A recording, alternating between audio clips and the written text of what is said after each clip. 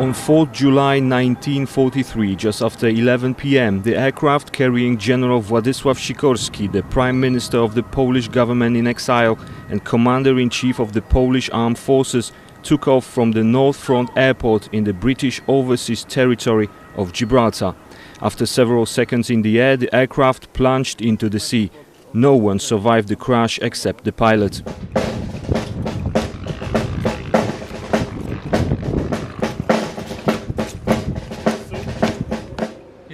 Polska 70 years later, on 4th July 2013, the death of General Sikorski and his accompanying staff was commemorated in Gibraltar by an official Polish delegation.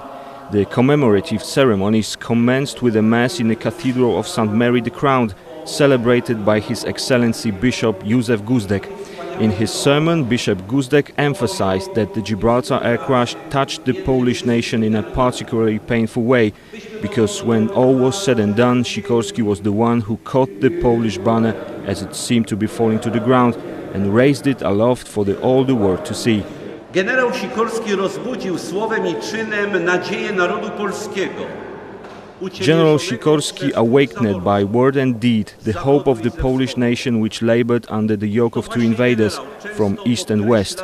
The general frequently underlined the heroism of Polish soldiers in September 1939. He said that Poland was the first to stand up to a military power of unheard of strength in history. Attacked, she offered armed resistance. She taught the nations of Europe the meaning of the idea of uncompromising struggle. Through her audacious decision in 1939, Poland sounded the signal for general mobilization, and we accepted it to be so different. Those, presumably, were the very words that were uttered in the morning of 5th July 1933 by our countrymen when news reached them of the tragic death of General Władysław Sikorski, Prime Minister and Commander-in-Chief of the Polish Armed Forces.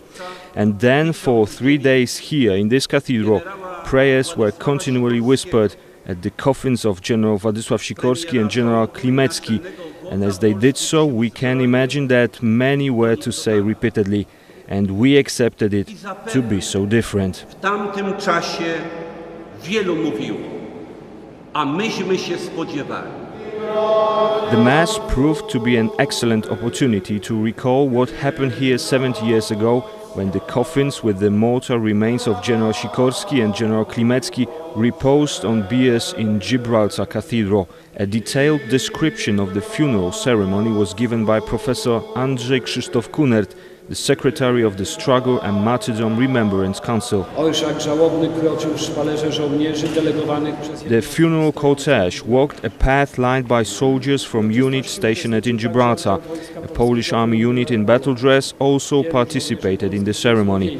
Many Polish soldiers carried wreaths. As from Monday, the flags in Gibraltar flew at half-mast. Richard Fitzgerald, the Roman Catholic Bishop of Gibraltar, walked before the coffin draped in the Polish state flag, and wreaths rested on the gun carriage. The cortege was led by an honorary detachment of a Somerset Light Infantry Regiment with a military band. The Polish side was represented by Air Force Inspector General Stanisław Ciechanowski and Dr. Józef Hieronim Rettinger, who traveled specially to Gibraltar to accompany the General's Corps on its way to England, the liaison officer Lieutenant Ludwik Łubieński, and a group of Polish officers with black armbands. The church ceremony was also an occasion to emphasize the connection between the Polish armed effort, the glory of Polish arms, and Mary, Queen of Poland.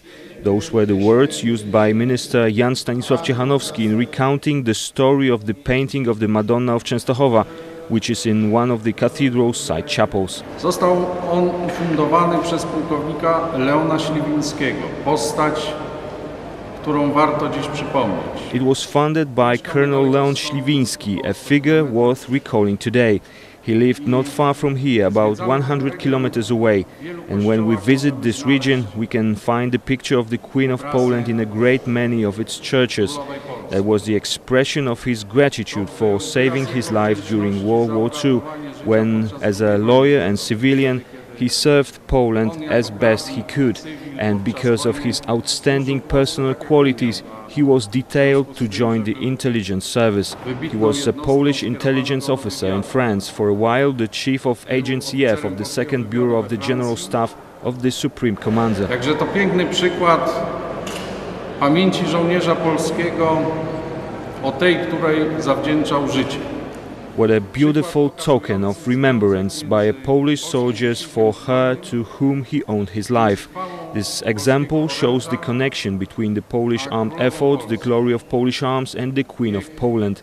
Let the memory of Colonel Śliwiński, who here, together with the late Bishop Karuan, a friend of Poland, funded and unveiled this beautiful flag. Let their memory never fade. Ten przepiękny obraz. Niech pamięć o nich nigdy nie zaginie. After the church service, the commemorative schedule took the delegates to Europa Point, the southern tip of Gibraltar, a place that affords a magnificent view of Gibraltar Bay. Here the monument commemorating the victims of the tragic events of over 70 years ago was unveiled. He always had before his eyes the common Allied aim, which was the liberation of Europe from the totalitarian Nazi regime. The ceremony began with a message from Władysław Komorowski, the President of Poland, which was read out loud. General Sikorski was an outstanding statesman and one of the most prominent leaders of the anti-German coalition, wrote the President. His true genius as a leader was insufficiently appreciated in the difficult war conditions, added Stanisław Ciechanowski, the head of the Office for War Veterans and Victims of Oppression, who led the Polish delegation. Dla Polaków śmierć generała Sikorskiego rzeczywiście była wielką stratą. For Poles, the death of General Sikorski was a truly great loss, especially in view of the challenges they faced fighting from the first day of war for their rightful legal Polish government to return to Poland, to reclaim their sovereignty that was trampled upon the two totalitarian regimes of our neighbors.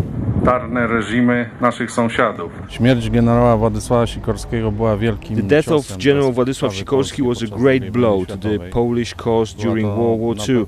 He was without a question a most respected figure among the Allies, a Polish politician, a soldier, combining two important roles, a man who personified the fight for independence and who was the symbol of that independence. We are extremely glad that we are able to take part in the ceremony of unveiling such a magnificent monument in such an attractive tourist spot. The one till now was put up near the place of accident, but the current one is in a place which will ensure it will be seen by a great many sightseers. Many foreign tourists, including those from Poland, will visit this monument. Wielu turystów zagranicznych, w tym polskich, będzie ten pomnik odwiedzało. He was a great Pole. Sir Adrian Jones, the governor of Gibraltar, quoted the words of Winston Churchill in his speech. The activity of General Sikorski went far beyond politics connected with his own country. He was a great Pole, but an even more preeminent citizen of the world. Through the tragic death of General Sikorski, Poland lost one of her greatest sons and national leaders, a man who lived and died as a fearless soldier and an indomitable champion of the Polish cause. Obaj agresorzy i okupanci podpisali 28 września. The magnificent monument in commemoration of General Sikorski and his fellow victims came about due to the efforts of the Struggle and Martyrdom Remembrance Council. General Sikorski was the symbol of Polish resistance and the Polish struggle, said Professor Andrzej Krzysztof Kunet, the secretary of the council. Historycy traktują i słusznie generała Sikorskiego jako twórcę i organizatora polskich sił zbrojnych na uchodźstwie. Historians treat, and rightly so, General Sikorski as the creator and organizer of the Polish armed forces in exile. As is known, the first camp for Polish soldiers on foreign soil was already set up on 12 September 1939 in France. Sikorski, as the first commander-in-chief, was for all those soldiers and for the population of occupied Poland a symbol of faith that freedom would yet be restored. nadziei i symbolem wiary w to, że wolność jednak wróci. The monument was unveiled in the presence of Karolina Kaczorowska, the wife of Richard Kaczorowski, the last Polish president in exile, and World War II veterans who traveled in from Poland and Great Britain, clergymen, representatives of the highest military authorities and numerously gathered members of the Polish community residing in Gibraltar.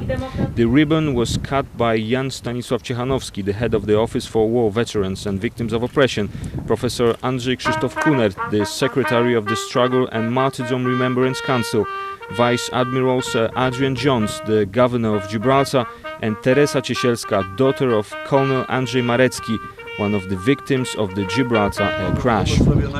Once the monument was unveiled, representatives of the Polish delegation, together with the war veterans, laid flowers on the graves of several victims of the air crash at the local cemetery, including that of Jan Gralewski, a courier for the Polish underground state. Before midnight, on the beach near the site of the disaster, the last act of the ceremonies occasioned by the 70th anniversary of General Sikorski's death was played out. After prayers intoned by Józef Guzdek, the field bishop of the Polish army, flowers were laid at the symbolic place of death of the general and his accompanying personnel. The 70th anniversary commemoration of the death of General Władysław Sikorski was organized by the Office for War Veterans and Victims of Oppression, the Struggle and Martyrdom Remembrance Council, and the Polish Embassy in London.